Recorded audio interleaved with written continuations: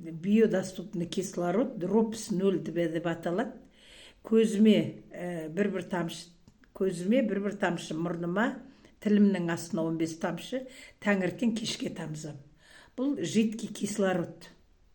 Мынау жаңағы су ішпесең адам ағзасы шыдайды, суға да шыдайды, тамаққа да шыдайды. Ал кислород жетпесе, например, мен бронхиальный астмамен ауырған адаммын, демің жетпесе, тез бірнеше секундта адам өліп қалады, дем жетпесе. Міне осы өнім, жаңағы мен неге бұны қабылдаймын? Бронхиальный астмамен ауырғам 10 жыл. 10 жылдан артық. Эуфилин деген дәрі алғам, сол менің жүрегіме зақым берген. Ағзамда, былайша айтқанда, нехватка кислород, сондықтан қабылдаймын осы өнімді.